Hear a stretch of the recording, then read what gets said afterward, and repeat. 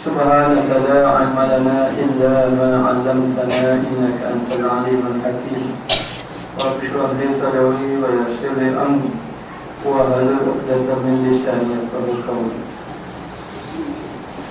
قال المصنف رحمه الله تعالى ونفعنا بعلومه في الدارين آمين. Kemudian sekurang-kurang barang yang menggerak-gerakkan daripada keduanya atas taulan yang puncak kebinasaan. Yakni sekurang-kurang yang berlaku yang berlega, menggerak-gerakkan berlega-lega daripadanya atas taulan yang atas orangnya. Daripadanya, yakni apabila orang ada sifat sombong, maka 4 kebinasaan. Yang pertama hirman, yakni diharamkan hak Allah dan buta mata.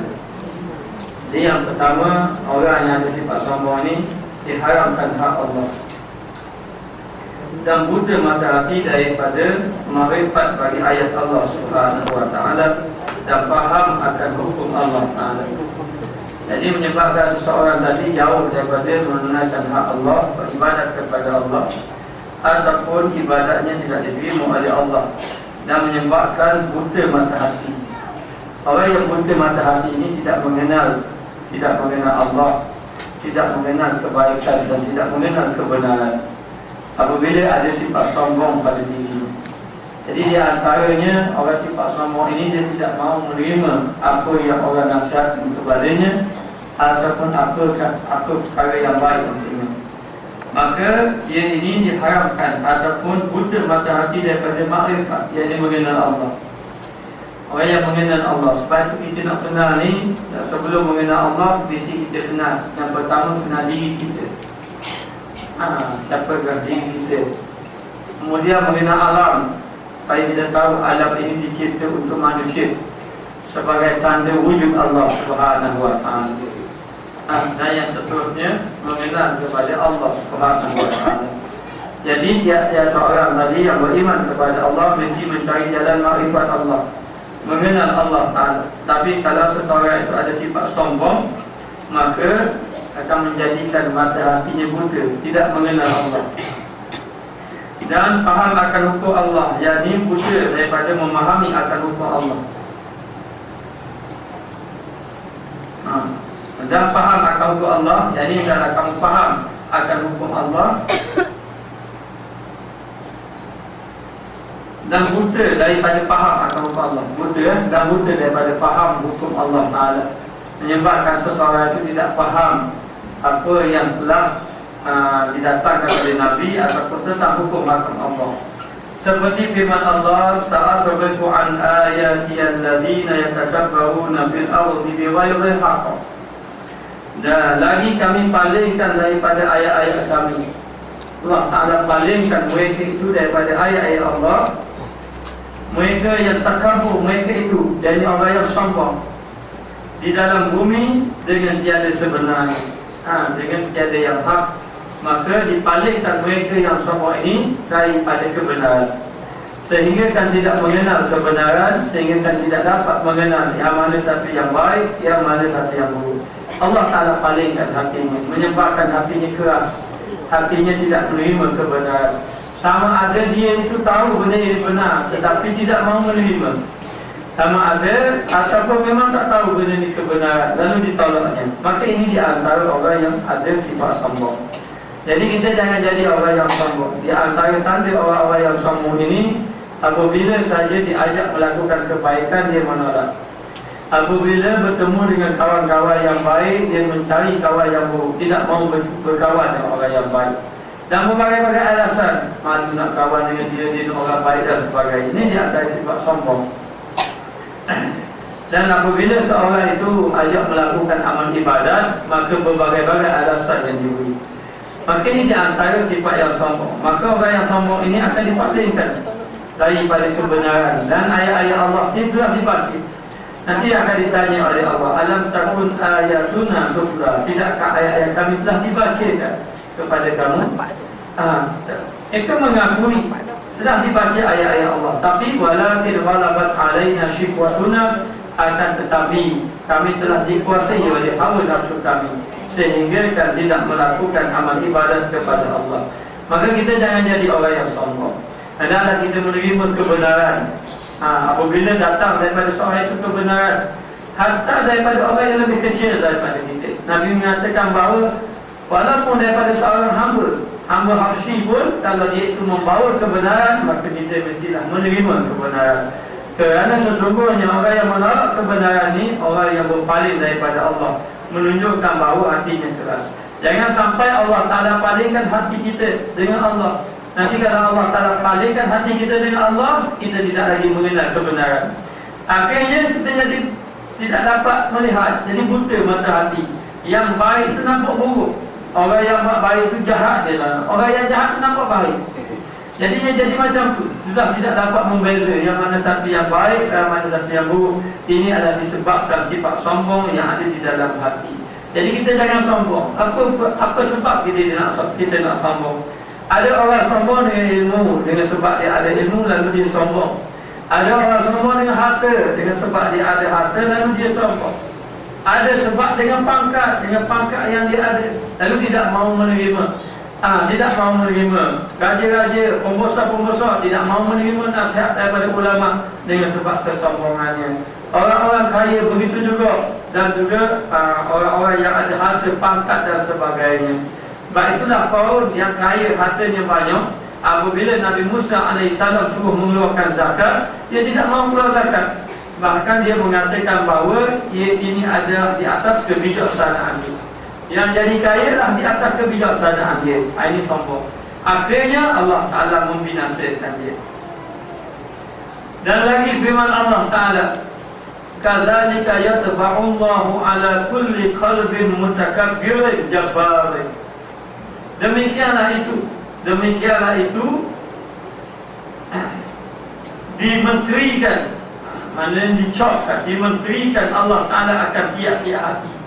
Jadi orang-orang ni Allah Ta'ala akan menteri. Apa makna menteri? Menteri, dia panggil cop. Dicop di dalam hati mereka itu orang yang takabur, lagi yang keras. Orang-orang yang takabur, orang yang keras ni hatinya Allah Ta'ala cop. Cop hatinya, jadi dia ni tak dapat terima kebenaran. Bahkan dia cop hati ni, ini orang mutakabbir, orang yang sombong. Orang yang sombong, ini orang yang keras hatinya. Apabila sahaja Allah Ta'ala cop hati dia. Jadi jangan sampai hati kita dicop oleh Allah, ditetapkan oleh Allah. Kalau Allah Ta'ala tetap hati kita dengan sebab kita tidak mahu menerima kebenaran, maka kita duduk dalam kemukaan Allah Ta'ala. Dan hati siapa tidak boleh menerima lagi kebenaran. Ini orang yang hati keras. Jadi kita jangan jadi macam itu. Maka apa-apa yang baik kita terima, dan kita hendaklah mencari kebenaran. Hidup kita ini beribadat kepada Allah dan ingin duduk di atas kebenaran. Jangan sampai orang yang sombong ini kadang-kadang dia tahu benda ni benar, dia takut terima. Dia takut tolak kerana duduk di atas kesombongan. Yang kedua, mungkar, yakni Allah Ta'ala marah dan marah pada Allah Ta'ala seperti firman-Nya, innallaha la yuhibbul mutakabbirin.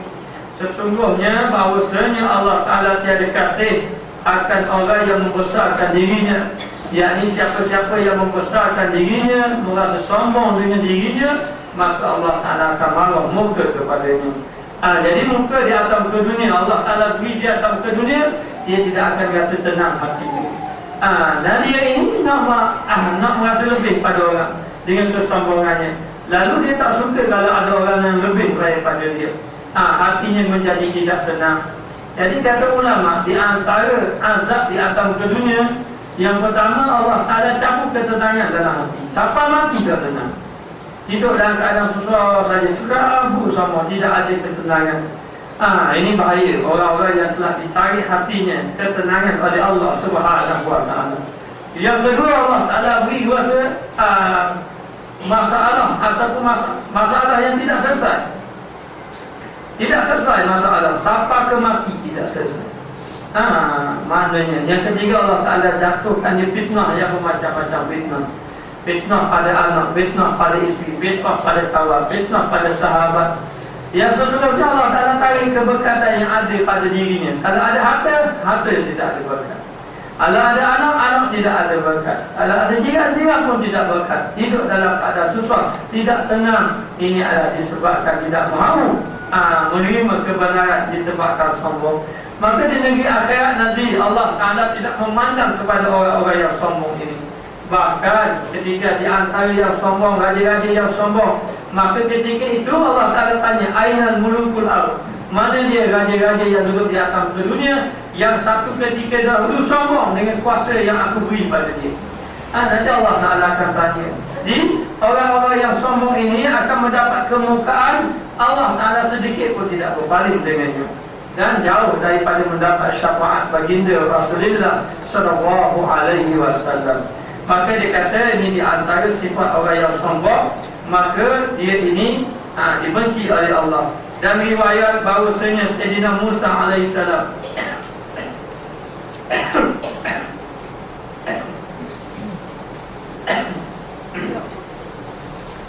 Sayyidina Musa alaihissalam berkata, hai Tuhanku, siapa yang terlebih muka makhlukmu kepadaku? Maka Nabi Musa bertanya, siapakah orang yang paling Allah Ta'ala benci?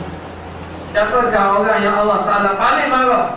Maka firmannya, Allah Ta'ala menjawab, orang yang takabur hatinya. Yang pertama, orang yang takabur hatinya sombong. Jadi hatinya sombong ni maknanya arti kata orang yang menolak kebenaran, tidak mahu menerima kebenaran, ini sombong. Dan termasuk juga orang yang sombong adalah orang yang tidak mahu melakukan amal ibadat kepada Allah, sedangkan Allah Ta'ala setiap hari memberi nikmat kepadanya. Kalau dihitung nikmat Allah, tidak mampu kita nak hitung. Baik tahun tu nikmat Allah la tuhsuha. Kalau kamu nak menghitung nikmat Allah, kamu tidak mampu. Jadi nikmat Allah telah diberi tiap-tiap hari nikmat, maka ibadat hendaklah dilaksanakan sebagai tanda bersyukur dengan Allah. Jadi di antaranya orang ini tidak mahu beribadat kepada Allah. Maka dia kata ini di kalangan orang-orang yang sombong. Maka yang pertama, orang Allah Ta'ala benci orang yang sombong hatinya. Sombong hati, maknanya. Jadi kadang-kadang diberi pengajaran kepadanya, diberi nasihat, tapi tidak mahu follow. Bahkan marah pula kalau orang beri nasihat kepada dia. Ataupun apabila diberi pengajaran kepadanya, dia tidak mahu menerima. Maka ini di antara orang yang sombong. Yang kedua, kasar lidahnya, keras hatinya, keras lidahnya. Keras lidah dengan arti kata, maknanya selalu mengatakan kata-kata yang buruk, kata-kata yang buruk, dan tidak bercakap dengan percakapan yang lemah lembut. Jadi kita orang yang beriman ini mesti kena jaga lidah. Jangan terlalu cepat bercakap dengan perkara yang tidak baik, ataupun jangan cepat menuduh orang dalam keadaan kita tidak tahu usul kuasa. Maka keras lidah ini di antaranya, yang pertama suka mengumpat, itu termasuk keras lidah. Yang kedua, suka mengadu domba. Mengadu domba ni kita kata batu api. Batu api. Yang ketiga, suka memfitnah orang.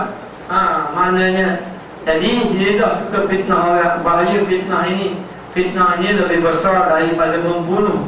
Al-fitnatu asyaddu minal qas. Fitnah itu lebih berat daripada membunuh.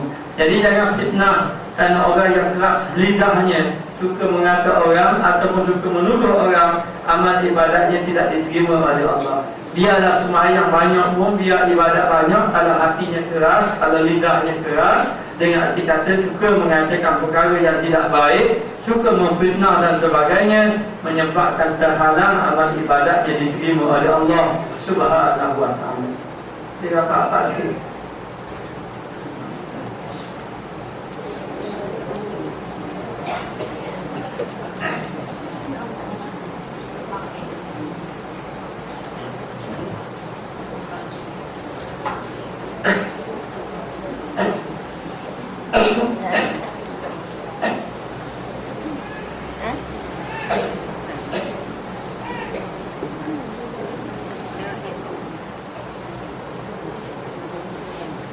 Jadi yang kedua, dia kata keras lidah. Orang yang dibenci oleh Allah adalah orang yang keras lidah. Jadi saya menyeru kepada muslimat supaya kita sama-sama menjaga lidah. Jangan cepat kita mengatakan orang dan cepat kita memfitnah orang. Dan juga kalau boleh kita biarlah menjaga lidah kita. Sebelum kita nak bercakap, kalau boleh kita berfikir dahulu apakah baik ataupun buruk, dan kita berfikir mengenai akibat dia, kesan dia. Kalau tidak, rosak kita. Yang kita bimbang bukan saja rosak pada akhlak kita, orang pandang kita tak boleh. Bahkan kita bimbang juga takut amal ibadat kita ni akan menjadi rosak dengan sebab lidah yang kita tidak jaganya. Dan juga bergerak-gerak dua mata, kelip-kelip mata. Maknanya dengan memandang pandangan dengan pandangan yang menghinakan orang, atau juga dengan memandang dengan pandangan yang memburukkan seseorang. Jadi dan juga bakhil tangannya, yakni bakhil ayah kita nak membantu orang ataupun dalam hati merasa terlekut. Dalam hadis dikatakan la yadkhulu jannata bakhilun, tidak akan masuk syurga orang yang ada di dalam hatinya sifat bakhil. Jadi kalau boleh kita jangan ada sifat bakhil. Latih macam mana kita ni tidak mahu ada sifat bakhil. Maknanya kalau orang susah, kita ni tambah tak mampu nak tolong banyak, tolong sikit. Tolong sedikit supaya hati kita ni tidak bakhil. Kadang-kadang kita niat nak bantu orang, nak bagi banyak ni, tapi kadang-kadang mari hati tu rasa sayang, tapi kena keluar dulu. Maknanya yang kita niat daripada nak keluar 50, kena keluar dulu supaya nak boleh hilang penyakit bakhil ini. Jadi daripada 50 jadi RM5 sebagai contoh. Maknanya keluar dulu supaya kita nak hilangkan sifat bakhil tadi. Maknanya jadi masa kita dulu, kita pernah duduk dengan seorang guru, dia panggil bersuluk. Mana nak melatih hatinya. Jadi akhir dulu ni guru tu suruh keluar duit bagi pada dia. Jadi di sini timbul fitnah. Timbul fitnah. Jadi sebenarnya bukan timbul fitnah. Sebenarnya guru itu nak melatih supaya dibuang sifat kedekut yang ada di dalam hati. Maknanya baik. Maka di antaranya sifat bakhil, di antara yang dimurkai oleh Allah. Dan yang seterusnya jahat perangai. Perangai yang jahat seperti suka mengkhianati orang, khianat orang, ataupun suka mengambil hak orang, ataupun suka merosakkan harta benda. Ini semuanya perangai-perangai jahat. Mengganggu orang dan sebagainya, perangai-perangai yang buruk. Jadi orang-orang yang jahat, perangai jahat ini adalah di kalangan golongan orang yang dibenci oleh Allah Subhanahu wa taala. Lalu Allah Ta'ala sebut 4 golongan yang dibenci oleh Allah. Yang pertama, orang yang sombong hatinya. Yang kedua, orang yang keras lidahnya. Yang ketiga, orang yang berkelip-kelip mata, suka memandang dengan pandangan penghinaan terhadap orang lain. Dan yang keempat, orang yang bakhil tangannya, orang yang kedekut, orang yang payah nak menyuruhkan harta pada jalan Allah Ta'ala. Dan yang kelima, orang yang jahat perangainya, orang yang suka melakukan kejahatan dan di dalam fikirannya hanya fikir yang jahat-jahat sahaja. Macam mana nak buat jahat ke orang, macam mana nak buat khianat ke orang dan sebagainya. Jangan buat jahat ke orang. Hari ini kalau kita buat jahat ke orang, nanti Allah Ta'ala balas tak padam dengan kejahatan yang kita buat. Hari ini macam-macam. Kadang-kadang kita tak terfikir pun orang boleh buat. Seperti apa? Seperti sihir orang sebagai contoh. Menyebabkan orang jadi menderita, hidup disebabkan perbuatan jahatnya, ataupun dengan sebab fitnah orang. Jadi orang pandang hina habis, orang fitnah, orang pandang hina di atas orang yang difitnah tadi, padahal dia tidak buat macam tu. Habis tadi orang tadi jadi hidup dalam keadaan menderita. Jadi jangan buat perkara yang macam itu. Orang yang buat macam ini nanti amal ibadahnya akan hilang, diberi kepada orang yang difitnah, orang yang disihir dan sebagainya. Dan yang ketiga, sifat takabur ini, sifat sombong ini. Yang ketiga, kehinaan. Dia akan mendapat kehinaan dan dera di dalam dunia, dan dia akan dapat hina lagi dera di atas muka dunia. Baiklah dikisahkan dahulu mengenai zaman Sa'ad bin Abi Waqqas, tak silap. Zaman Sa'ad bin Abi Waqqas ni, Sa'ad bin Abi Waqqas dia ini seorang gubernur, seorang pemimpin.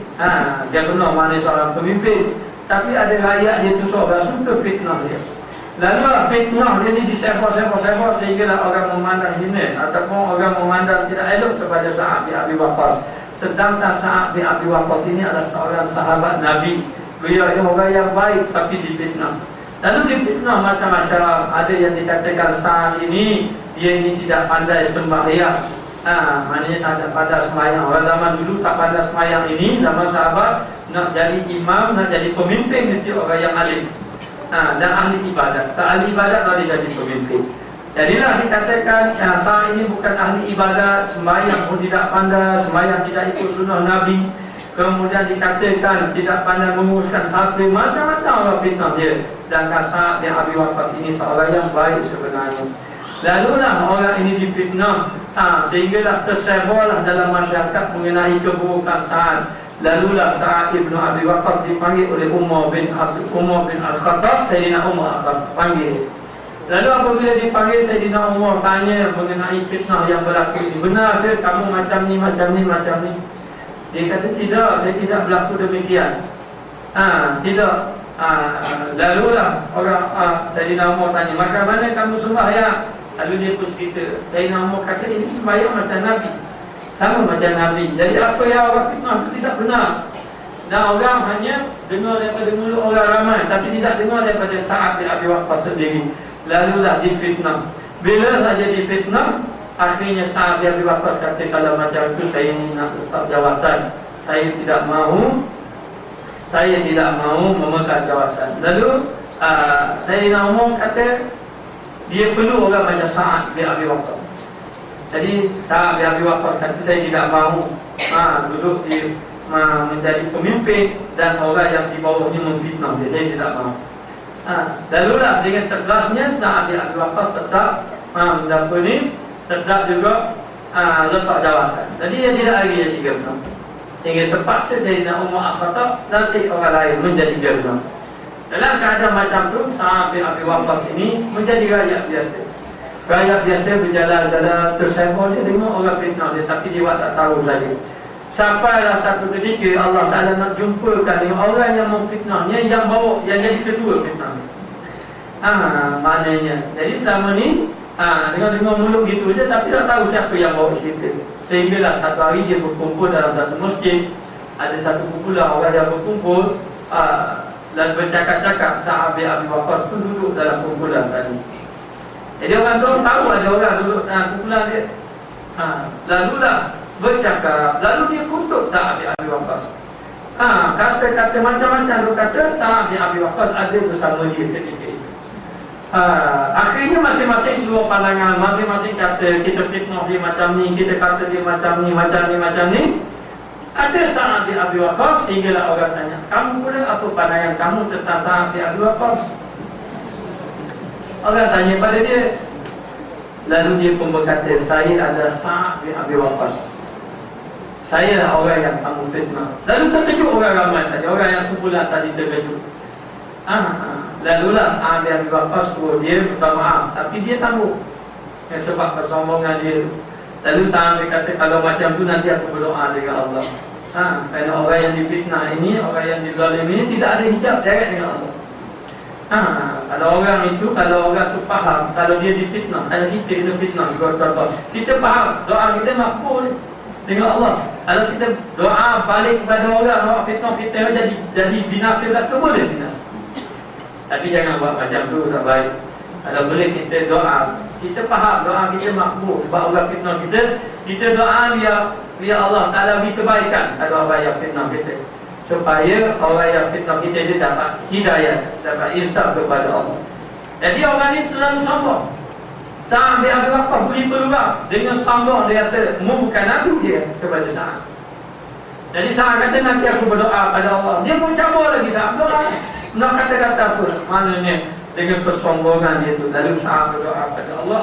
Ada seorang itu doa kepada seorang yang sombong tadi dengan ditimpakan 3 perkara.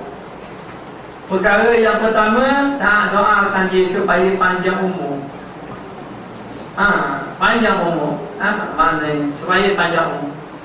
Perkara yang kedua, Sa'ad bin Abi Waqqas mendoakan dia itu supaya hidup dalam kepapaan. Yang ketiga, doa pada dia. Yang ketiga, dia ini hidup dalam keadaan penuh dengan fitnah. Penuh dengan fitnah. Lalulah Sa'ad bin Abi Waqqas berdoa. berlakulah apa yang telah didoakan oleh Sa'ad. Yang pertama, orang itu memang panjang umur. Panjang. Orang itu memang panjang umur. Panjang umur. Yang kedua, hidup yang menjadi apa? Daripada harta ada dia tidak ada harta apa. Dan yang ketiga, memang penuh fitnah atas dirinya. Fitnah atas dirinya. Sehingga kan satu ketika orang nampak orang dua tapang mata tertutup. Tertutup, duduk tepi jalan, pada tengok orang, saya tengok orang puas, panggil tu. Tiga kawan aku, siapa orang dua ni? Dia kata inilah orang yang telah didoakan oleh Sa'ad disebabkan kesombongan dia. Jadi kita jangan jadi orang yang sombong, akan dapat hina juga di sisi Allah di dunia dan di akhirat. Mungkin kita hari ini ada kuasa, mungkin kita ada pengaruh, kita boleh kata nak tarik, nak tabur pada orang-orang yang ikut kita ni, orang ni macam ni macam ni. Hari ni kita ada kuasa, boleh kita kata. Ataupun hari ni kita ada pangkat, dengan pangkat kita boleh cakap apa saja, orang ikut belaka kata kita. Ataupun kita ada harta, orang boleh ikut. Orang boleh ikut. Apa ada orang kata saya ada duit, orang ikut kata saya tak. Pada ramai ada duit. Saya tak aku kata, saya tak berani nak kata saya ada ilmu, orang ikut kata saya. Maknanya ada ilmu ke ada harta ni yang mengikut kita, yang menolak kita bukan kita, Allah. Allah yang menghimpun, Allah yang menetap. Jadi tak berani mengatakan saya ada. Baik saya ada duit ke, saya ada harta ke, kita tidak berani mengatakan demikian. Kerana hakikatnya kita tidak ada apa-apa. Jadi dalam keadaan macam itu akan mendapat kehinaan di atas muka dunia, lebih-lebih lagi akan mendapat kehinaan di negeri akhirat. Maka dia kata hina dan juga di dalam dunia. Satu hari dia akan jatuh hina juga kalau orang sombong.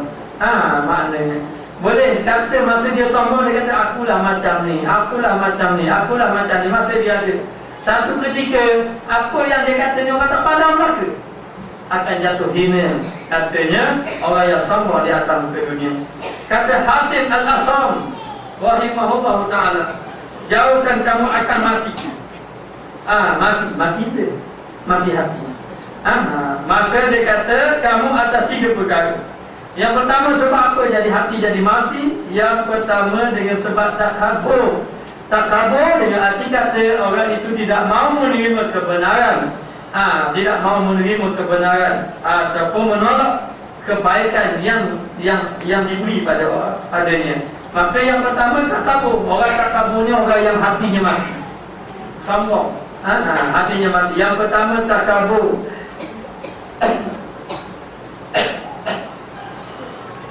Yang kedua loba. Apa makna loba? Maknanya tamak.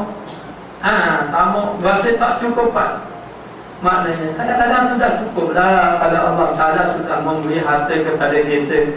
Kenderaan sudah ada, rumah sudah ada, rumah tangga pun sudah ada, maknanya anak isteri pun sudah ada, dan juga dia kata pekerjaan sudah ada. Cukup dah. Tunggulah pada ibadat. Kadang-kadang kita ni tak cukup lagi, tengok tak cukup dah. Maknanya fikir tu dalam pen sudah banyak, belanja sudah cukup. Mari fikir lagi projek apa tu nak buat lagi. Itu bahaya kita tertipu daya. Sedangkan kita duduk atas muka dunia ini sementara sahaja.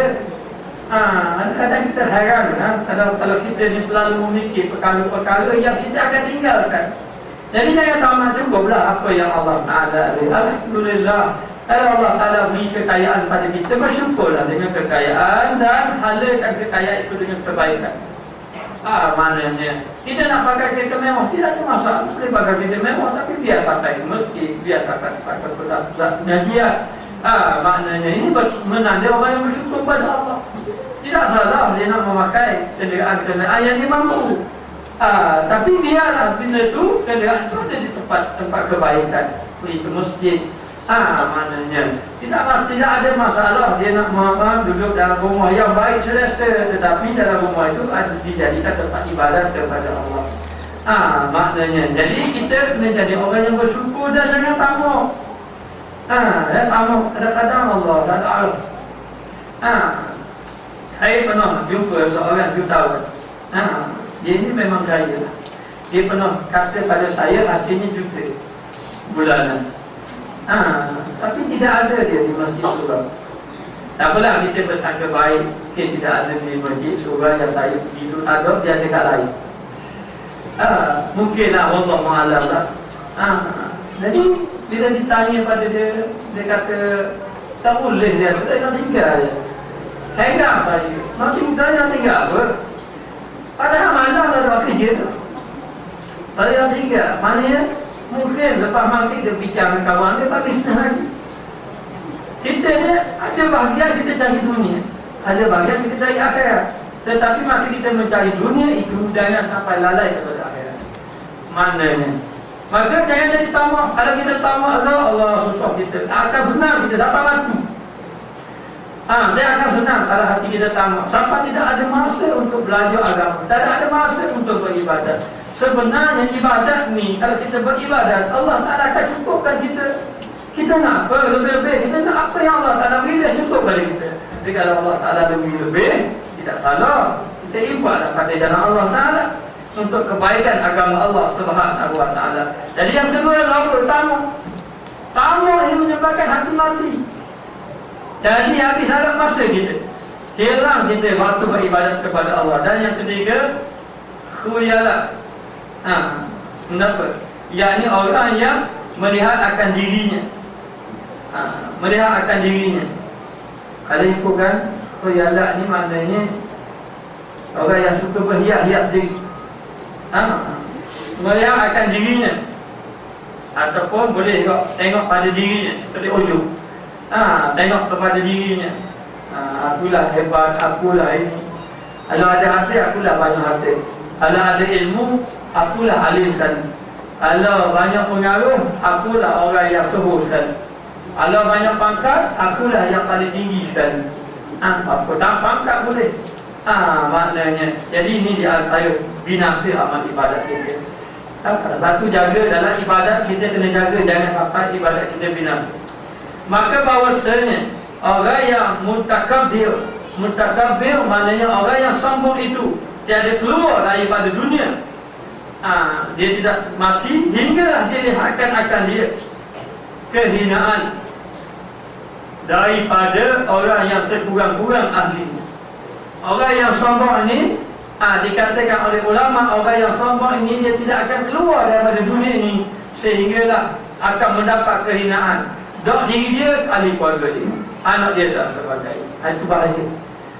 Maknanya dia akan dapat kehinaan. Sama ada kehinaan tu pada diri dia. Dahulu dia ada pangkat. Kadang-kadang masa dia ada pangkat, masa tu dia duduk dalam jawatan yang tinggi, dia boleh kata, boleh buat apa saja. Nanti dia tidak ada jawatan, nanti orang tak pandang langsung. Kadang-kadang orang tengok dengan pandangan yang hina pada dia.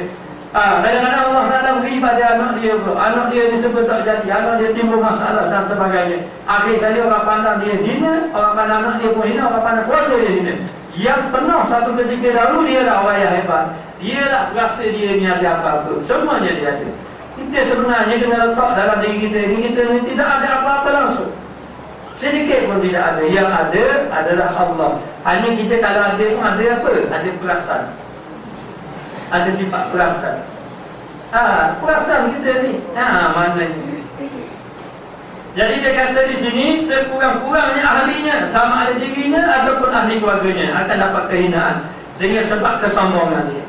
Jadi jangan sombong dengan pangkat yang Allah Ta'ala beri. Apa saja jawatan Allah Ta'ala beri, jangan sombong. Pangkat yang besar ke, pangkat yang kecil pun jangan sombong.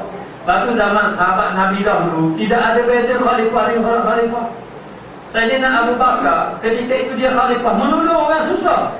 Ketika dia tolong orang susah tu kata, harapkan Abu Bakar duduk saja je tak tolong orang susah. Baik, mu tolong orang susah. Masa tu Sayyidina Abu Bakar dulu. Masa ni Sayyidina Abu Bakar kabur je. Sayyidina Umar gitu kok, dia kata dia orang masa dia tolong orang.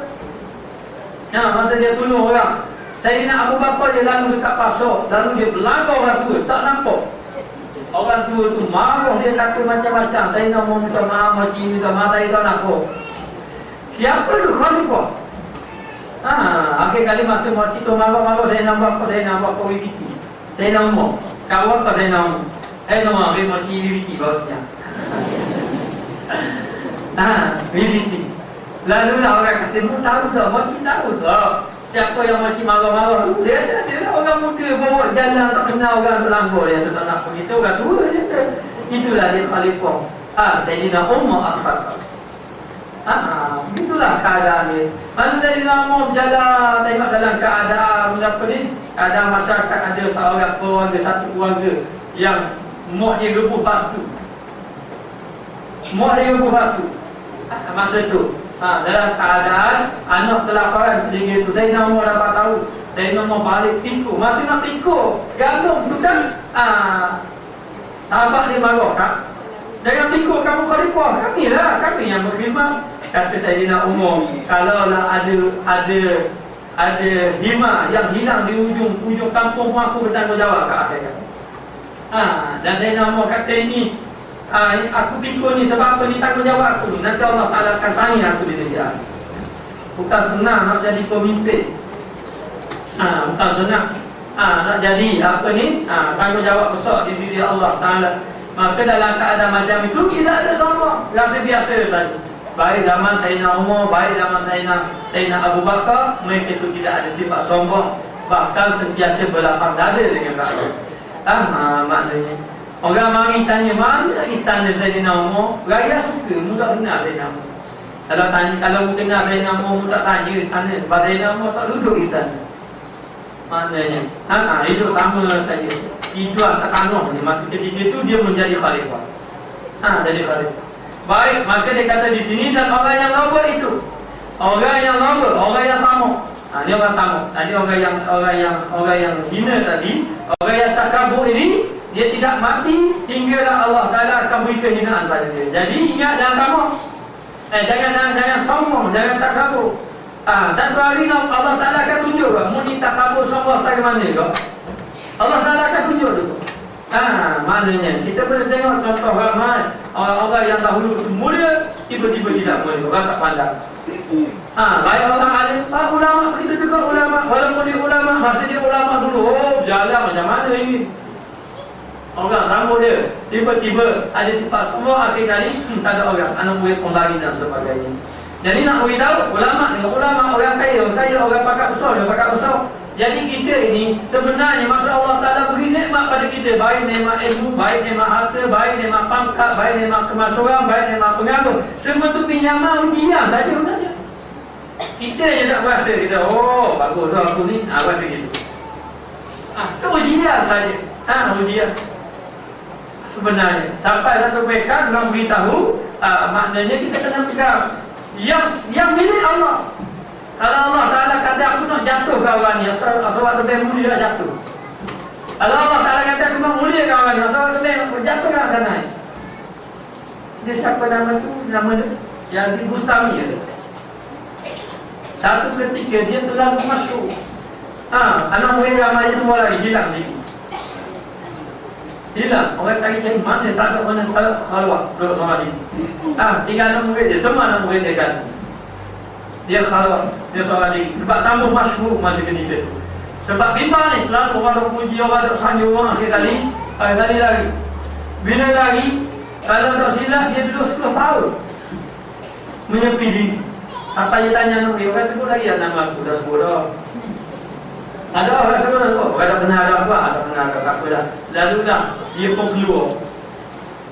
Dia keluar ni, dah jumpa orang ramai. Sebab dah 3 orang, dia jangkau kata tak kenal dah dia. Dan dia sudah tidak mahu lagi masyhur. Maknanya masa dia keluar tu kebetulan, masa tu orang sambung lagi, boleh jadi hari tak bahasanya. Kita tak balang ke? Maknanya dari raja ni, orang sambung lagi. Raja dia dengan kereta raja dia. Kereta dia raja dia ni, duduk atas kenderaan. Lepas tu ada askar-askar rakyat berhimpun ramai-ramai. Nak sambung raja ketika itu. Dan ketika itulah datangnya Yazid Bustami.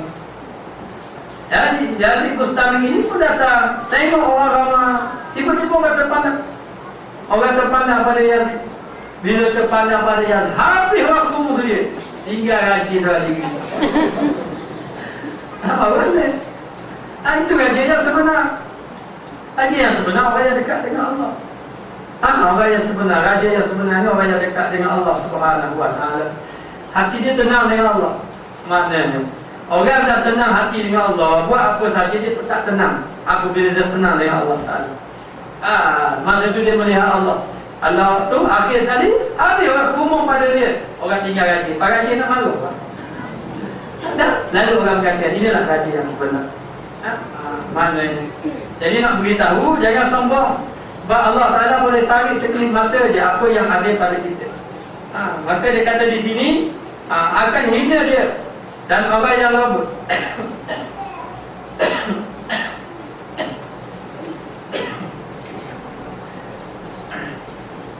Orang yang lembut ni orang yang tamak. Tamak itu. Tamak ni dengan arti kata orang tu tak cukup dengan apa yang ada. Tak cukup dengan apa yang ada. Dapat dah biji berjuta-juta bahang lagi. Lagi mana ada jalan nak dapat biji banyak, walaupun jalan tak sebenar ambil. Jadi tamak. Kesan daripada sifat tamak. Bahaya sifat tamak ni. Orang yang sifat tamak dia akan hidup susah buat sampai ke mati dia susah. Tidak akan tenang semua. Tidak akan tenang semua. Maka dia kata orang yang lembut itu, orang yang tamak itu tiada keluar akan dia Allah Ta'ala daripada dunia. Yang dia tidak akan mati, tidak dimatikan oleh Allah Ta'ala hingga berkendak kepada secubit roti dan seteguk air. Seteguk air dan tiada didapatnya jalannya kepada menghasilkan akan dia. Dia selalu tamak. Nanti apa yang dia nak lagi tak dapat lagi. Nak ni akhir-akhir hak dia nak tu tak dapat, hak dia ada hilang. Tengok habis. Kalau selalu tamak. Terlalu tamak sangat. Nak saya tinggal ada orang kita benar Allah. Masa zaman orang main ayat serama. Ayat serama. Jadi bila nak ayam serama tu, adalah ayam buat tanda ayam dapat nombor satu ni 10,000, 50,000, 30,000. Mana ada harta yang tu. Jadi jual kereta. Dia jual kereta, dia beli ayam serama. Berdua orang. Lalulah dia pun beli ayam serama nak masuk tanding. Dah molek nak dekat tanding ayam apa dah lalu. Tadi ayam kereta hilang, ayam mati, hadiah mula ada. Nak lebih. Nak lebih. Itu bahaya. Jadi jangan tamak. Sebab orang yang tamak ini dikatakan nanti Allah Ta'ala akan jadikan dia ini jadi kendak orang. Kendak satu benda. Hatta kepada secubit roti dan seteguk air. Dan dia tak dapat. Apa maknanya? Maknanya apa yang dia ada ni cukup dah. Tapi bila tengok dia nak lagi. Bila dia nak lagi, hak ada dia akan hilang. Yang nak dia dijual tu tak dapat. Jadi habis hilang. Jadi hilang. Mana hidup dalam keadaan kepapaan. Dan orang yang mukhtalif, yakni tak kabur, tiada keluar daripada dunia. Hinggalah dia lihatkan akan dia oleh Allah Ta'ala. Ia berlumur dengan kencingnya dan najisnya dan lewatannya, iaitu perkara-perkaranya. Maknanya orang yang tak kabur ini, dia ini hidup dalam keadaan mendapat kehinaan. Boleh jadi mati dalam keadaan sakit. Sakit maknanya tak ada waktu. Wah, itu di situ saja. Ataupun dengan arti kata orang yang tak kabur ini sebab dia sombong lawan Allah. Lawan Allah, sombong. Jadi dia tolak. Jadi sebab orang yang sombong ini orang yang dimurkai oleh Allah dan Allah Ta'ala akan perang. Perang dia. Di akhir kali Allah Ta'ala akan cabut kesombongan dia. Ataupun Allah Ta'ala akan tunjuk kamu sombong dari mana. Kita ni apa-apa yang Allah Ta'ala beri, kadang-kadang bila Allah Ta'ala tarik, Allah Ta'ala beri sakit sikit je. Habis, ada apa? Binti banyak tak ada apa. Orang ramai sokong dia pun tak boleh bersihat dia. Maknanya habis buat orang simpatis ya. Lama-lama orang tinggal dia. Hari-hari duduk situ tak ada apa-apa. Hidup dalam kehinaan. Dijaga kita. Jangan jadi sifat yang sombong. Inilah yang kita takut. Maka dia kata yang keempat, dan kata sebagian ulama, barang siapa takabur, sombong dengan tiada sebenarnya, tiada sebenar, dipusakakan akan dia oleh Allah Ta'ala dengan kehinaan dengan sebenarnya. Dia pasti, maknanya dia pasti akan dapat hina. Apa Firaun ni? Firaun dia, masa dia kaya dahulu, masa dia apa ni? Dia memerintah dahulu kerajaan Mesir, dia kata Ala Rabbukumul A'la, aku adalah Tuhanmu yang maha tinggi. Dia mengaku dia Tuhan. Sebab apa? Sebab dia tak pernah sakit. Sehat sama Firaun. Kemudian panjang umur. Katanya Firaun hidup ni lebih pada 500 tahun. Lama panjang umur. Dah lah panjang umur, tak ada sakit pula. Kemudian pula dia punya pengaruh ramai. Habis rakyat ikut dia. Kemudian pula harta dia terlalu banyak. Sehingga kan ada ulama mengatakan sebenarnya Firaun ni lebih kaya pada Qarun. Tapi oleh kerana Firaun ni terkenal dengan apa ni? Dengan dia punya pangkat dia, maka dikenallah dengan raja sebagai raja.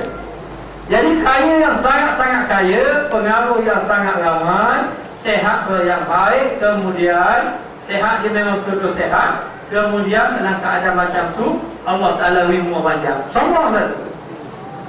Sehingga mengaku. Dia kata apa? Dia kata, tidakkah kamu melihat sungai-sungai yang mengalir di Mesir itu adalah daripada kuasa aku? Kuasa aku. Dan akulah yang memberi rezeki kepada orang. Ini Firaun. Waliyahzubillah min dzalik. Jadi akhirnya dia mengaku Tuhan.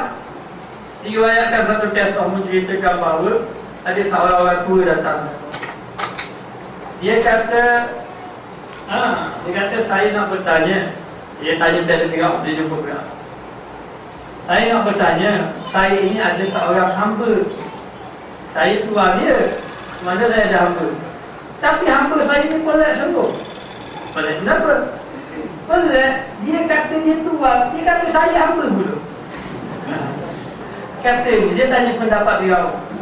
Apa Firaun jawab? Firaun kata, kalau mu ada hamba macam ni, muslah dalam laut. Kata Firaun. Lalu dah lagi. Lagi. Jadi Firaun ni, bila dia dah jadi sombong, dia jadi tak terima Nabi Musa dan dia menjadi orang yang jahat akhlaknya. Lalu disebut, wa idh najjaynakum min ali fir'aun yasumunakum su'al azab yuzabbihuna abna'akum wa yastahyuna nisa'akum wa fi zalikum bala'un min rabbikum azim. Ingatlah wahai Musa dan Harun, ketika kami selamatkan kamu daripada kejahatan Firaun. Dan ia merupakan satu bala yang besar atau ujian yang besar. Di antaranya yuzabbihuna abna'akum, dan Firaun telah menyembelih anak-anak kamu. Ada ulama mengatakan Firaun menyembelih anak bayi lelaki yang hidup-hidup lebih daripada 30,000 orang. Mana bayi lelaki yang dia sembelih. Ini Firaun. Dicatat dalam kitab tafsir. Yastahyuna nisa'akum, anak perempuan dibebaskan. Anak bayi lelaki. Bayi lelaki. Itu tak heran lah. Mana zaman jahiliah kita dia berbalik jahiliah, buang anak. Mana sebelah hidup-hidup. Dzalikum bala'un min rabbikum azim, itulah ujian yang besar daripada Tuhan kamu. Wa ifaraqna bikumul bahra fa anjaynakum wa aghraqna ala fir'aun wa antum tazurun. Lalu kami belahkan lautan, lautan menjadi beberapa lubang. Lalu kami tenggelamkan keluarga Firaun dan puncu-puncu Firaun, pengikut-pengikut Firaun. Maknanya ketika Nabi Musa alaihissalam berlawan dengan Firaun, bukan berlawan dengan Firaun, berlawan dengan ahli sihir Firaun. Lalu dilemparkan tali. Jadi ular jadi tali. Ular jadi tali. Tali jadi ular. Lalulah Nabi Musa pun tidak tahu nak buat macam mana. Lalu Allah Ta'ala kata, fa'alqa asa fa'idha hiya su'banun mubin. Lemparkan tongkat kamu. nanti dia akan menjadi ular yang besar. Lalu apabila dilempar saja tongkat Nabi Musa, lalu tongkat Nabi Musa menjadi ular yang besar. Bila ular yang besar memakan habis ular-ular yang lain, ular ahli sihir. Lalu ahli sihir, saudara, ini memanglah mukjizat. Kerana mukjizat ini amrun khariqun lil adati maqrunun bi tahaddi ma adami mu'awadah. Maknanya satu perkara yang luar biasa yang didatangkan daripada Rasul dan tidak ada tandingan. Itu dia mukjizat. Lalulah semuanya ahli sihir pun sujud kepada Allah Ta'ala, beriman dengan Tuhan Nabi Musa dan Harun. Lalu mereka berkata, amanna bi Rabbi Musa wa Harun. Kami beriman dengan Tuhan Nabi Allah Musa dan Harun. Lalu beriman. Bila beriman saja, Firaun kata, kalau kamu beriman, kami akan bunuh kamu. Kami akan silangkan badan kamu. Kami akan potongkan tangan dan kaki kamu. Lalu mereka kata, faqdi anta qadi. Hukumlah kamu nak hukum atas muka dunia. Hukumlah. Kalau kamu rasa kamu ni qadi, kamu ni penghukum di atas muka dunia. Adapun kami memohon agar dosa kami diampunkan oleh Allah. Lalulah Firaun mengumpul bala tentera. Ahli sihir semua lagi juga. Semua lagi dengan Nabi Musa. Lari. Masa ketika lari, Firaun berkumpul bala tentera. Lalu Nabi Musa jauh dapat lari. Firaun pun kejar dengan bala tentera dia. Sehinggalah sampai dekat laut. Maka di belakangnya laut, di hadapan musuh. Nampak macam mana? Nampak macam mana? Lalu ketika itu tak boleh buat apa-apa dah. Dan dalam keadaan yang cemas, ramainya Firaun punya tentera dia ni sampai debu nak basah pada pasir. Dan bunyi, dia panggil berdengung sekali, bunyi. Jauh lagi tu, masa tu jauh lagi, tak nampak lagi. Tapi dah bunyi dah, debu dah naik dah. Terlalu ramai. Nak lawan memang tak boleh lawan dah. Lalulah ketika itu Allah Ta'ala perintah kepada Nabi Musa supaya memukul dengan tongkatnya akan laut. Maknanya mukjizat ini bukan boleh duga-duga. Cuba ini karamah. Karamah ni, wali-wali ini sebenarnya dia tidak mahu karamah. Kita yang tak wali nak karamah. Bila nak karamah tadi. Ada wali dengan karamah. Wali dia tak mahu karamah. Kalau kita baca dalam kitab hikam, siapa yang ibadat, dia ada benda lagi nak. Baca dikir, padalah dia baca ayat Quran, padalah dia nak lagi wali. Maknanya nak lagi wali. Maknanya terhijab lagi dengan Allah. Dia terhijab dengan Allah lagi. Maknanya tak sabar lagi dengan Allah. Jadilah keadaan macam tu, datanglah Nabi Musa pun pukul tongkat dia, belah laut. Bila terbelah laut, orang tengok menyaksikan dengan hebat kuasa Allah Ta'ala macam mana Allah Ta'ala belah laut. Wallahu a'lam. Allah Ta'ala maha berkuasa. Dapat digambarkan kuasa Allah dijadikan beberapa orang. Lalulah Nabi Musa diperintah lalu dekat laut dan lalu Firaun dengan pengikut dia tengok. Dah mana nak dekat siapa tengok terbelah lah. Berhenti dia tidak tengok. Dia terkejut tengok belah laut. Lalu dia kata, patut boleh belah laut sebab sama dia ramah ahli sihir. Nak tutup mata hati. Tertutup mata hati. Dapat tanya apa kuasa Allah?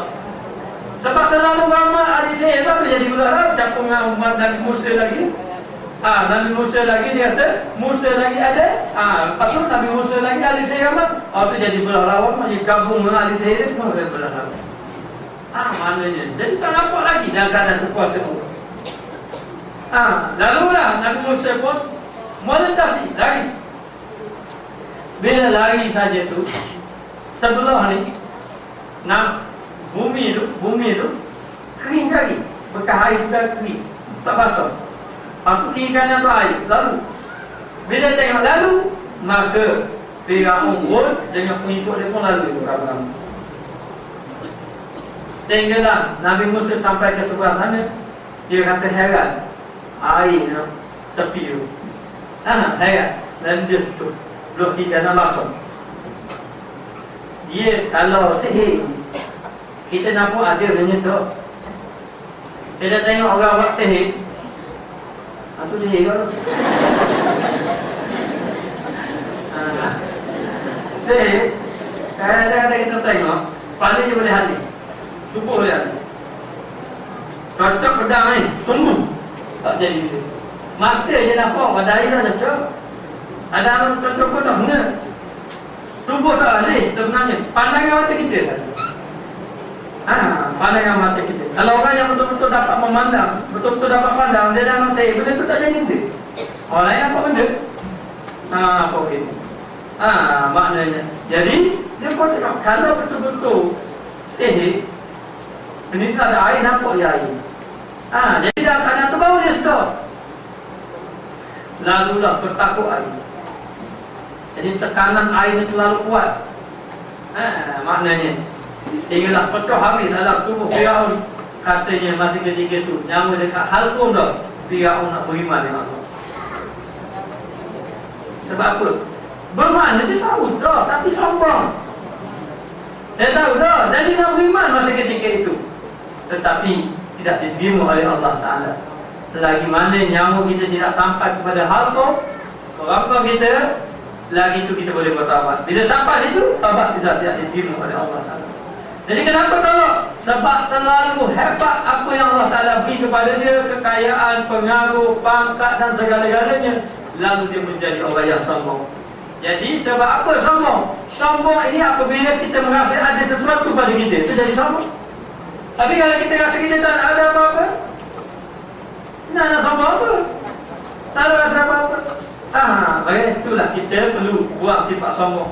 Kerana sifat sombong ini, orang yang ada sifat sombong, pasti dia akan dapat hina di sisi Allah. Atas dunia pun dia akan dapat hina.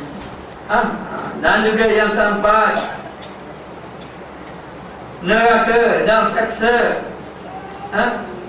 pada Aqabah. Aqabah, yakni pada akhirat. Aqabah di sisiku, yakni akhirat atas barang yang diriwayatkan dalam satu hadis bahawasanya Allah Subhanahu wa Ta'ala berfirman. Allah Ta'ala berfirman, ini hadis kursi, al-kibriya'u rida ni apa selendang, ridai wal 'azamatu izari, faman naza'ani fi wahidin minhuma adkhaltuhu nar jahannam. Bermula kibriya itu. Kibriya ini maknanya Allah Ta'ala mempunyai kebesaran, ataupun kibriya ini kesombongan, sombong. Sifat kita sombong tak layak. Kita tak boleh kata kita lah yang terbaik, itu sombong. Kita tidak layak. Maka ini menjadi satu sifat yang hina bagi makhluk. Allah mengata demikian. Tapi bagi Allah, kalau Allah Ta'ala menyebut, akulah yang paling besar, itu sifat yang layak bagi Allah. Wallahu ala kulli syai'in qadir. Allah Ta'ala berfirman, mengatakan bahawa demi Allah, Allah lah yang berkuasa di atas segala sesuatu. Tapi kita boleh kata begitu, akulah yang berkuasa di atas segala sesuatu. Mana boleh? Tak layak langsung. Maka kibriya ini pakaian Allah. Bersifat mengaku dia ini besar, pakaian Allah. Maka kita kena mengatakan kita tidak ada apa-apa. Yang naif kita, yang lemah kita, yang jahil kita, semua kita belaka. Yang Allah lah, yang gagah Allah, yang baik semua juga pada Allah, yang baik semua pada kita. Sebab tu dalam kitab dia kata, kamu kena sedar, kamu ni buta sebenarnya. Dah ada mata, ramai ada mata tak nampak. Kamu ni pekak, dah ada telinga, ramai telinga tak dengar. Kamu ini kelu, dah bisu, dah ada lidah, ada lidah, ramai orang ada lidah saya cakap.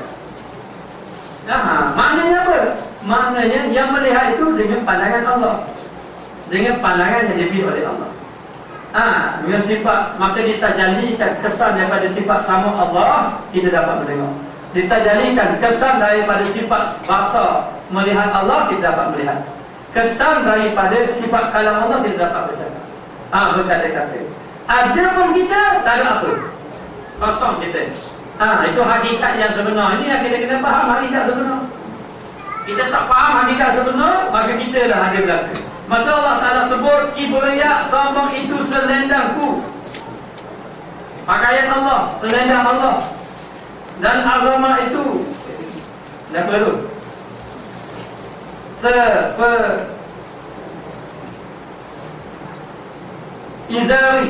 Izari ni maknanya asal izar ni kain sarung.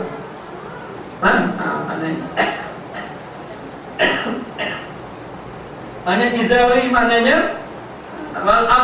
azamatu ni maknanya kebesaran aku, keagungan aku itu izari, pakaian juga lah. Maknanya pakaianku. Barang siapa yang membantahi akan aku, membantah aku, melawan aku, Allah Ta'ala bersifat kesombongan, dia sombong juga. Allah Ta'ala bersifat keagungan, dia rasa dia agung juga. Allah Ta'ala bersifat kebesaran, dia rasa dia besar juga. Maknanya barang siapa yang membantahi aku, ada salah satu daripada keduanya, sama ada dia melalui dia rasa dia besar, dengan sifat sombong dia, ataupun dia merasa dia agung, dia ni baik, maka dia kata dengan salah satu daripada keduanya, aku masuk akan dia dalam neraka jahanam. Aku akan masuk dia dalam neraka jahanam. Itu bahaya kita ibadat kita ni, kita nak buang dari ananiah dia panggil. Sifat keakuan, ataupun sifat ego, keegoan, dia nak buang lah. Baik lagi dia tuannya kata laki dia ego tu. Maknanya nak buang lah tu. Sekarang kita nak belajar, nak beribadat sampai kita merasa aku ni tak ada apa.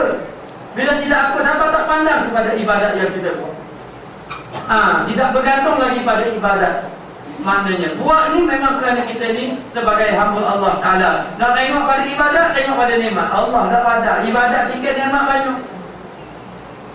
Kita hari ni berasa buat amal ibadat banyak kan? Berasa lalu dah laki. Hari ni bagus kan, hari ni macam kemarin. Maksudnya Magai baca Quran semuka je. Hari ni memang lah hari ni. Bagus kita hari ni ada magai. Ada sama berasa.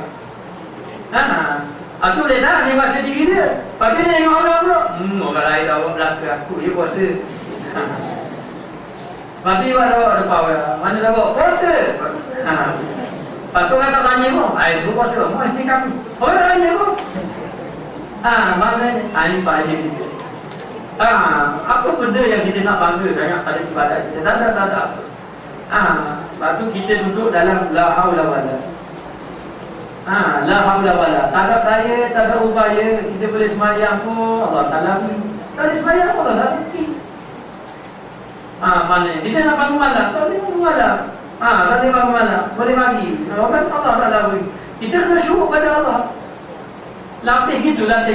Maknanya hari ni maknanya ya, kita tak mampu. Allah Ta'ala beri kita uzur sikit, tak mampu. Kita syukur pada Allah. Jangan terpandang lah, ni orang kaku ni. Maknanya jangan, kita syukur pada Allah. Dan demikian juga dalam ibadat kita juga. Kita tak mampu hari ni, tak mampu nak bangun awal, tak mampu. Syukur pada Allah. Jangan buruk sangka dengan Allah dah. Sudah pakcik aja apa tak tahu pergi ujian. Padahal masa nak tidur ambil semayang dah. Padahal doa baca belaka doa. Jangan macam ada tu, mana tak boleh dengar. Mana tak terjun. Jangan buruk sangka pada Allah. Kena baik sangka pada Allah. Baik kita buat amal ibadat sekarang ni, mari kita banyak ke hari ni tiket ke? Kita kira kita dengan Allah ya. Kata guru saya, pastikan kita ni duduk dalam ubudiyah pada Allah. Nak ubudiyah saja. Nanti kita tidak berubudiyah, buruk sangka pada Allah ni, hilang ubudiyah kita dengan Allah. Sebab tu bagi kita, kalau saya suruh zikir, zikir je. Dapat apa-apa, dah dapat apa-apa, zikir. Duduk dalam zikir sama. Duduk dalam berzikir sama. Mari, saya zikir lah, tapi masih ada yang zikir. Ya, zikir je. Nanti cabutlah maksiat tu. Sebab kita berzikir tu. Jangan suruh Allah Ta'ala. Kita kena suruh pada Allah. Jangan buat ibadat, apa-apa kita buat ibadat, nak suruh Allah Ta'ala ikut kita. Pastikan kita buat ibadat, kita suruh pada Allah. Kita suruh anak kita semayang, kita suruh isteri kita semayang, kita suruh suami kita ajak pergi belajar, anak kita belajar. So, tak ikut-ikut. Suruh jangan bertinggal, usaha jangan tinggal, doa jangan tinggal. Lepas tu suruh pada Allah. Tengok pada Allah. Usaha tu jangan tinggal. Ini pegangan ahli sunnah. Mana kita ada anak kita Allah payah syukur. Gua maya lihat maya Allah. Pukul 7 pun maya so. Jamuk lama. Pening amak dia banyak. Maknanya maya juga. Nyari puas suruh. Suruh, usaha. Maknanya doa yang tinggal. Jadi dah bertahu doa takwa Allah asal besar. Sebagai adab dengan apa tak bersoal. Kamu bersoal, jadi dia nak bersoal. Ni kadang-kadang kita bersoal. Doa mampu doa, jangan takut kita salah adab dengan Allah. Baik. Jadi bila kita bersoal, kita nak tu, lepas tu kita buat ibadat, Allah Ta'ala bagi dia meninggal. Ini sombong tu. Sombong, kenapa sombong? Sombong sebab nak suruh Allah Ta'ala ikut dia. Bila Allah Ta'ala ikut dia, ngajuk dengan Allah. Ada amayah. Maksudnya itu tak berbahaya. Baik. Maka dia kata di sini, dan maknanya bahawasanya kibriya dan azamah itu daripada sifat yang tertentu bagiku, sifat bagi Allah sahaja, dan tiada sayugianya, tidak selayaknya bagi seorang yang lain daripada aku. Tak patut lain pada aku, lain pada Allah. Kita nak sombong tidak patut. Seperti bahawasanya kain selendang manusia dan sepinggang takut. Kenapa dia? Tolong beritahu, tolong saya tak ada ilmu. Sepinggang. Kalau ikut izai, kain yang kita ikat dekat pinggang itu lah, kata tak ada izah lah. Yang tertentu dengan dia tak ada boleh disekutuakan dia. Sekutu nak sama dengan Allah padanya, orang yang lainnya.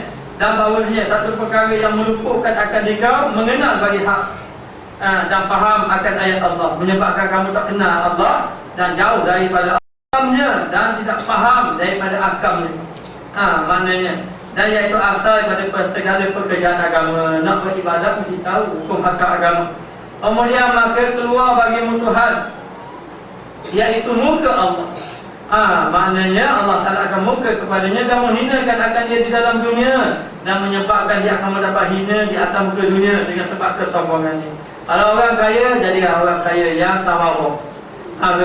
Orang alim, jadilah orang alim yang tawaduk. Orang yang ada pangkat, walaupun ada pangkat, jangan pandang pada pangkat. Jadilah orang yang tawaduk. Lawan daripada orang sombong ini, orang tawaduk. Dan api neraka, akan dapat api neraka di dalam akhirat. Waliyadzubillah min zalik. Tiada lulus bagi orang yang berakal, tidak layak bagi orang yang berakal bahawa ia lalaikan daripada yang demikian itu pada dirinya. Ia lalaikan, maknanya dia abaikan ataupun tak ambil kira mengenai sifat-sifat itu. Kita kena ambil kira lah, jaga semua, jangan kita sifat takabur. Kita tidak ada jaminan lagi, bagaimana dibalas kita. Ini yang kita bimbang, puasa takut, macam mana lah ibadat kita. Maka hendaklah dia membaikkan dia dengan menghilangkan, membaikkan dia dengan menghilangkan dan memelihara dan minta berlindung dengan Allah daripada yang demikian itu. Nanyalah Tuhan yang memberi taufik dan juga Al-Samah ni pemeliharaan atau ismah dengan kurniaan ismani pelihara, maksum terpelihara. Maka inilah setengah daripada barang yang kami sebutkan daripada 4 perkara daripada kebinasaan, dan memadalah bagi orang yang akil, orang yang berakal, orang yang faham satu daripadanya. Istimewa pula, maknanya lebih-lebih lagi jika ada keempatnya, maka adalah ia mencita-citakan akan pekerjaan agama dan memeliharakan atas agamanya dan pekerjaannya. Wallahul muwaffiq. Jadi demikianlah, kena jaga sifat ini supaya sifat ini tidak kena pada kita. Seperti sifat takabur, sombong, keras hati, lidah keras, sifat tamak, jahat akhlak, ada kena jaga. Dan hendaklah kita sentiasa memelihara diri kita supaya terselamat daripada sifat sombong. Jadi macam mana nak jaga sifat sombong ni? Antaranya selalu memandang ke bawah, jangan pandang ke atas. Mana Kalau kita ada hati banyak, kita tengok ramainya, orang susah ada, kita tengok bawah. Orang tengok tak kata, oh dia hebat dah aku, mana boleh lawan dia. Maknanya kita supaya jadi bersyukur. Allah Ta'ala beri kita sedikit ilmu, kita tengok orang Alhamdulillah, udah pada ni. Kadang-kadang orang yang tidak ada ilmu tu lebih baik pada aku. Allah Ta'ala beri ni kita ada ilmu, tapi tak beramal. Orang ni tak ada ilmu. Ilmu sikit tapi beramal sama mana. Maknanya kita pandang, oh aku lebih hati pada dia, dia pandang hidup sama. Dan satu lagi, banyakkan zikir untuk membersihkan hati. Allahu a'lam.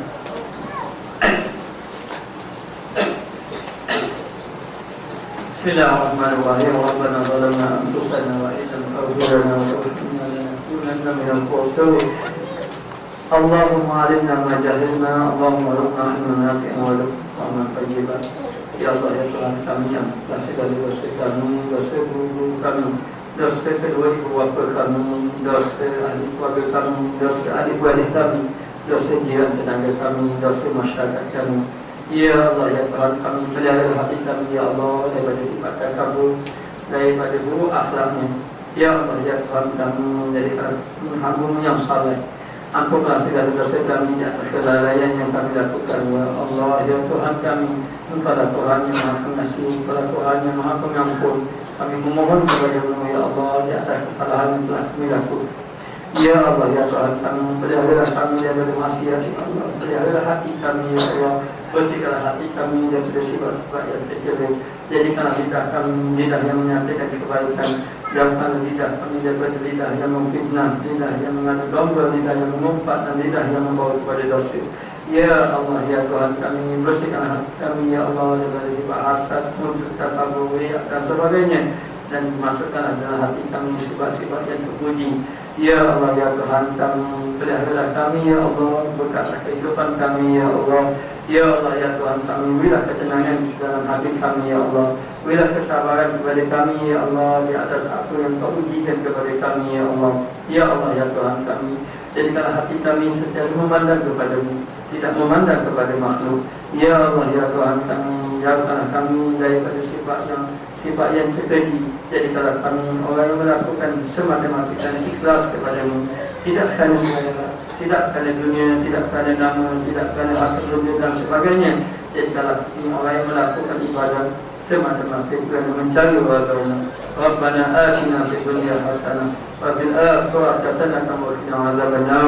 Wa sallallahu ala sayyidina Muhammad wa ala alihi wa sahbihi wasallam. Alhamdulillah.